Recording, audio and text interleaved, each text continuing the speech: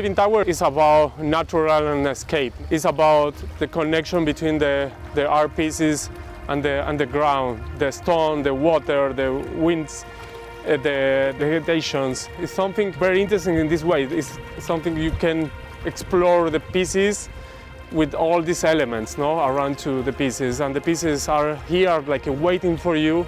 You can see the pieces from many meters far. It's something very interesting when you are close to the pieces and you see the scales, no?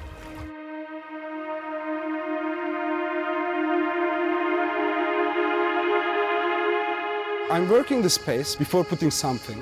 For example, if you put this outside of this nature, it's just a paperboard. But when you see it in this environment, you cannot think about without water and without trees. If you just take this as form, put in a gallery space, doesn't work. You see what I mean? It is just a form. And you cannot bring your childhood memories to this, like, you see what I mean?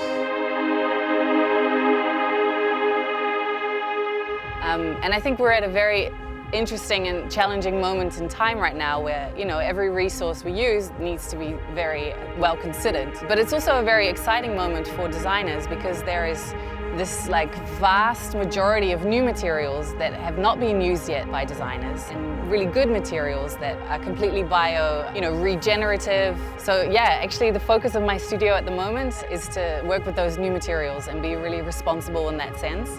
And I think also much more going towards outside and opening up the visibility of my work to a bigger audience. So I love the idea of, creating a piece here outdoors that's in the public for everyone to experience, and also in other places where it's more accessible that way.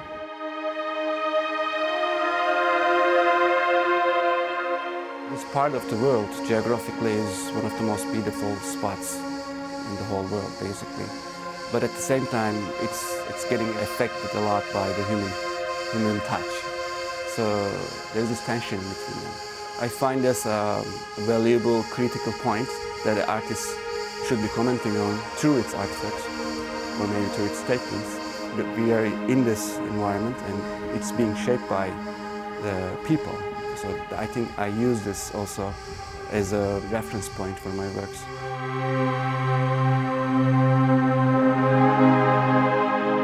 I think we have to respect nature. We have to be kind with nature, because nature is so majestic and so kind. So we have to treat in a good way, with gentle, with love, not in a bad way.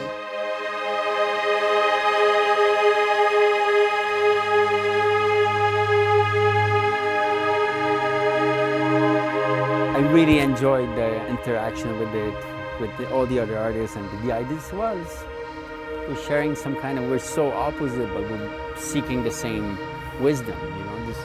And to do art for me is like, I love this, okay, the museum, the galleries and stuff, and when people make an effort to come to see you, but then to do art in situ, in nature, in a place where I think it's very exciting, because it gives, like even I see the ceramics with the shades and the light and the mirrors and the rays of the sun, say, you would never do that in an official, like an inside exhibition. It's like it plays with the elements around you.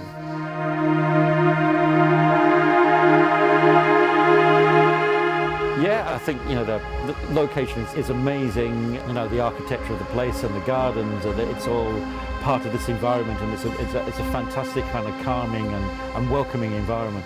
But it's also a busy hotel, and there's a lot of people here. But that's kind of interesting as well, that it is busy and people are here to party and they're people to have fun, and that on the whole, they're not here to see art.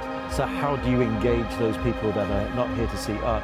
That's the people that are seeing the work, and that's the people that are engaging in a different way than people would do in a gallery. And that's really interesting. That is interesting.